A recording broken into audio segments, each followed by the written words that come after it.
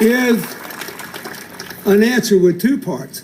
Yeah, there are a lot of Richard Carmonas out there today, and they all deserve their chance at their dreams. But second reason is this is a big, complicated world, and one of America's great advantages is that we got somebody here from everywhere. And because of the immigrants, we are younger than Europe. We are younger than Japan, and believe it or not, within 20 years, we'll be younger than China. And I'm telling you something, folks, having lost it, I can tell you, youth matters. The power, the energy, the drive of the future. It matters. So I'm going to just talk about one youth issue that hadn't been dealt with.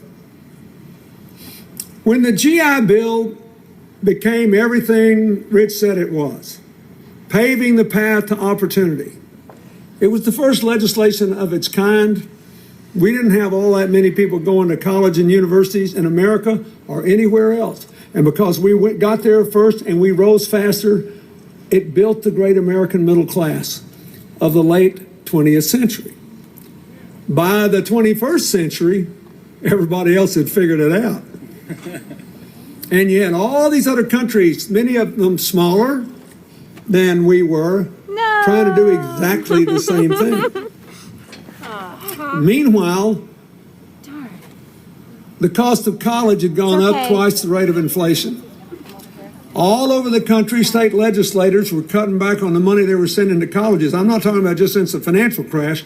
I'm talking about for the last 20 years, as the public school student body grew larger than ever before, and the anti-tax fervor that his opponent represents was cutting money away from state and local government. So colleges got in more trouble, and young people had to rely more and more on loans and scholarships to pay the bills, whether they were going to undergraduate school or medical school or something in between. So roll around to 2012, and instead of being first or second in the world in the percentage of our young adults with four-year college degrees, we have fallen to 16th. And that is very bad news for the American dream and for our future. We got to get back up at the top of the heap. So,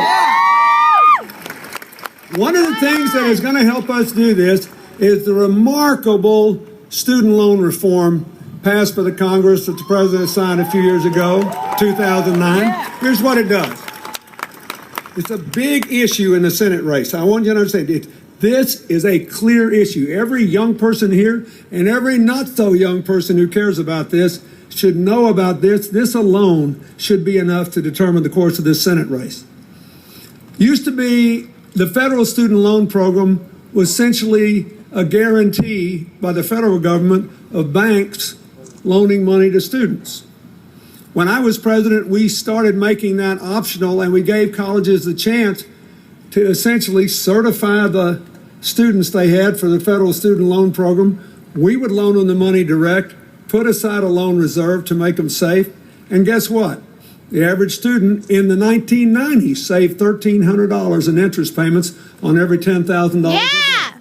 And because they could pay the loans back, they all paid back because we let them pay the loans back as a small fixed percentage of their income. That is now the law everywhere in the United States for the whole student loan program. There are already 1 million young Americans who have chosen to pay this loan back as a fixed percentage of their income. And what does that mean? Number one, you never have to drop out of college again, never, because you're worried about the cost. And number two, it means when you do get out, you don't have to take a job because of your loan payments. Your loan payments will be determined by the job you take. So if some young Richard Carmona wants to go to work for the sheriff's department or to be a school teacher or a nurse, they can afford to do it because the loan they have to pay off will be paid off in monthly increments as a fixed percentage of their income and no more.